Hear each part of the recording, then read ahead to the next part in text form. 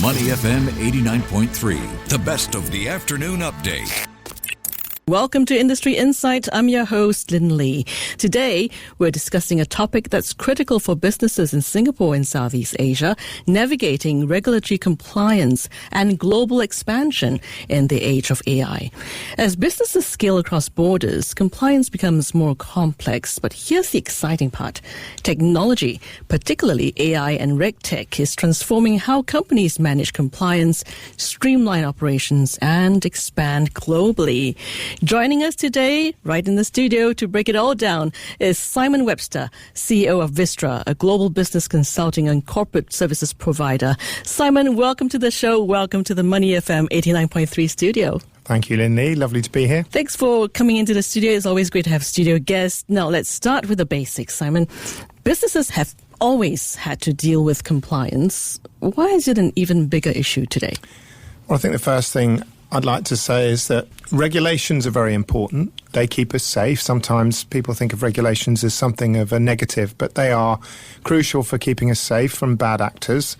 And in the case of businesses, it gives them the confidence to invest and take investment decisions with a level of confidence and certainty about the environment in which they're entering into. And compliance is effectively the price that we will have to pay for that confidence and that certainty. And so in today's world, with so much change happening all around us, inevitably, the concerns that change causes uncertainty and can create sort of some barriers to investment and growth. And so the compliance regimes that exist around the world have to adapt and change to accommodate that and to keep us in that position where we can all feel confident about where we're going and what we're trying to achieve. I suppose it's always having to keep up with evolving rules. Simon, I understand that you're an accountant by trade.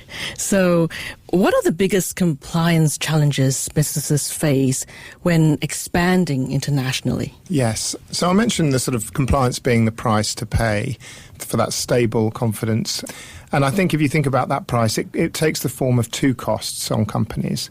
The first cost is what I call the expertise overhead. So when you're trying to operate in a market, that market has a set of rules and regulations which are likely to be different from other markets and other geographies, and they need to be constantly kept up to date. And that creates a demand for expertise that is difficult for companies to maintain on their own. So that's an overhead. That's one overhead. And then the second, if you think about that and then multiply it across multiple countries, the second area of cost I would call the sort of administrative multiplier effect of having to maintain that expertise across multiple markets and geographies. So these two costs are effectively the biggest compliance headache, what executives would call compliance headaches and challenges that they're facing. And in fact, we surveyed 250 executives across Asia and asked them, what were the biggest barriers to growth in their mind that they were facing at the moment. And the top two were really global uncertainty, so that sort of changing environment. And the second was, of course, compliance. And in fact, in Singapore specifically, compliance was the number one. Wow. So these are, real challenges. As I said, important to have the regulations in place. Compliance is the price we have to pay. And of course, that does create some headwinds and some challenges for organizations. Yeah, I can imagine, the different regulatory frameworks, cross-border tax regulations. There's a lot to manage. So what's your advice for businesses looking to stay compliant while growing? Yes. So in terms of compliance, at Vistra, we think about compliance in three primary areas. This isn't the sort of exclusively, but the three primary areas are legal entity compliance, and that's really to do with corporate governance. That's things like establishing the entity in the right way, making sure that you have the correct number of directors and their records are kept up to date all the time, and you hold the right number of meetings and so on. The second area is financial compliance, and this would be things like tax and statutory accounting compliance. And then the third area is operational compliance, which is a bigger, broader topic, but specifically we're looking at it in terms of things like employing people compliantly and paying them appropriately in their jurisdictions so that organisations can then effectively operate their business across those three areas without having the concern of running foul of the regulations. And of course, these days, you have the option of using AI-driven compliance tools as well. Let's talk about that, AI and RegTech. We hear a lot about AI's role in business, but how is it helping with compliance and operations? I think as with a lot of technology, the focus is in terms of increasing efficiency. But if I just take you back to the two costs that I talked about at the beginning, so one being the expertise overhead, technology, and we at Vistra, we have just launched a new platform which has an AI native application within it called Genie. And the approach that we're taking with this platform is to essentially address those two costs. So in terms of the expertise overhead, our AI agent is we call it the world's first AI compliance AI advisor. And Genie is available to answer essential compliance questions for our clients in a conversational form, accessing effectively the knowledge base of our 9,000 experts across the world in all the markets in which we serve our clients, and presenting that or creating an opportunity for our clients to access that knowledge base through conversational AI. And then the platform itself is addressing the administrative multiplier effect I talked about, which is, if you're operating across multiple countries, you don't want to be dealing with multiple service providers. And so we're able to consolidate through technology using the platform, the global expansion platform, we're able to consolidate and that service into something that's much more easy for our clients to consume, a single seamless service setup.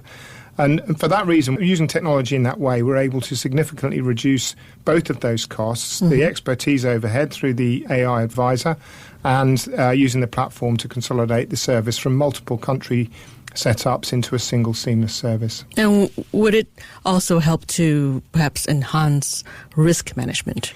We're training Genie. She's still in training. At the moment, she's trained across a number of countries, specifically in the area of establishing a legal entity and keeping that legal entity's records up to date. But as we develop and train Genie further, we will be able to turn her effectively into a global surveillance agent. So that is proactively surveilling the environment, looking for the changes, identifying potential areas of risk and opportunity that might arise, and keeping our clients notified 24/7 in real time about those risks and opportunities as they emerge. That is the real power of AI here, is that we can have an always-on 24/7 partner sitting embedded within our platform, but keeping a watchful eye on the world around us to ensure that we are protected from risks and taking advantage of opportunities. Wow, sounds really impressive, Simon. AI is indeed becoming a game changer here. So for businesses that haven't started integrating AI into their operations, where should they begin? So that is a great question. The approach that we have taken at Vistra is to think about our business in four ways from an AI perspective. So the first area would be in terms of how our clients consume our services, and that's what I've just been talking about there. So Genie is about making it easier for our clients to access our services in a more efficient and streamlined way. And then also the other side of that equation is the production of our services. So this is making the way in which we produce our services, the way our people can interact and access knowledge and data themselves, streamlining those things. So that's really on the kind of client-facing side of things. And the other way we've looked at it is on the internal side of things, commercial enablement, which is using AI to help support the identification of new commercial opportunities. So this might be where, for us, we use AI to help us determine which clients are likely to make expansion decisions and into which markets around the world. And that gives us a proactive opportunity to present our services and solutions to them. And then on the other side of the other side of that would be the operational enablement. And this would be, we are looking at using AI, for example, to transcribe and summarize board meetings for our clients and create automated board minutes, substantially improving the quality, accuracy and speed at which those can be produced. And I think, so that's how we're thinking about it. Service consumption, service production, commercial enablement and operational enablement. But it's really up to every organization's environment is different. And, for them to think about the use of AI, most people these days just say start trying things. And, after a while, you will find some of the best applications for the use of AI inside your There's so much potential there, Simon. But coming back to, the different examples, can you perhaps let us know if it can actually help financial institutions perhaps identify suspicious transactions? I'm talking about anti-money laundering, perhaps some software that could do so. Yeah, well, I think that with AI specifically, the key to it is the model or the data. I mean, that effectively, the model represents the cohort of data on which the AI is trained and to which it has access. With Genie, we have trained that on compliance. It is a private AI. It's not a chat GPT or any of these other open models. This is a private model. It is trained purely on Vistra data and it's private. Its usage is entirely private and highly compliant. And I think, but for other applications, when you think about, let's say, anti-money laundering or financial risk assessment, the opportunity to train an AI application or a model on the regulations and latest, I guess, news feeds of bad actors and potential areas of risk means that the AI can then draw inference, and that's the key here. AI is able to draw inference from multiple data points at speed and present new insights that may not be available or probably aren't available to a human operator, because they just can't look at and surveil and sort of take on board the same amount of data simultaneously. So if you're able, in this situation, for things like financial risk, training the model on multiple sort of key areas of data and new information such that it can draw the inference that allows for sort of risk identification is the key. It's not straightforward. It takes a lot of time and effort. Once it's been achieved, the implications are obviously very, very substantial. All right. If you've just joined us, we've been speaking with CEO of Vistra, a global business consulting and corporate services provider. He's Simon Webster. Simon, I'd like to talk about trends going ahead. What sort of trends do you see shaping compliance and global business expansion over the next few years? I came to Vistra in November 2022, and at that point I was a newcomer to the industry, and it was a very interesting industry to come into. And one of the things that I have learned during my time with Vistra is the only constant when it comes to regulations and compliance, the only constant is change. And that is really kind of at the heart of this. Some of the mega trends, I would say, that we're starting to see emerging, we've just been talking about the application of technology, and in particular AI technology, to help organizations to navigate complexity, to mitigate risk. That is a very, very significant use case. So that is a mega trend for sure, but that is probably true for many, many, many businesses and sectors. I think another mega trend would be harmonization. So recalibration and harmonization. So what is happening in the over the recent past is some of the major shifts in geopolitical construct have meant that there's been a recalibration. We're seeing many Chinese clients from mainland China looking at Southeast Asia in particular as an alternative strategy for investment, as opposed to in particular Europe and of course the US. And this is obviously going to be to the benefit of the ASEAN countries. And as a result, there have been moves within ASEAN to increase some of the harmonization. Obviously, ASEAN isn't a single region. We know that. That's said many times. It's many, many countries, and that's true for compliance, regulations and compliance as well. But there have been moves for some harmonization, which will facilitate pan-ASEAN investment activities, which is going to be good for all the countries within the ASEAN region.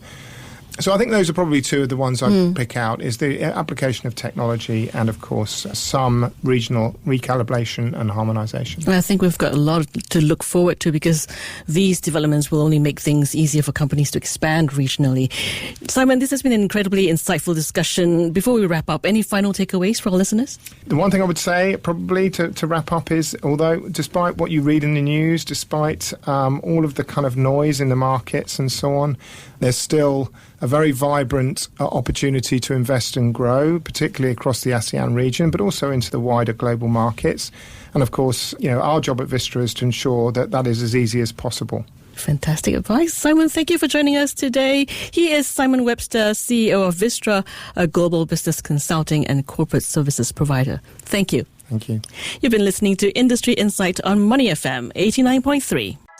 To listen to more great interviews, download our podcasts at audio.sg or download the audio app. That's AWEDIO, audio at the App Store and Google Play.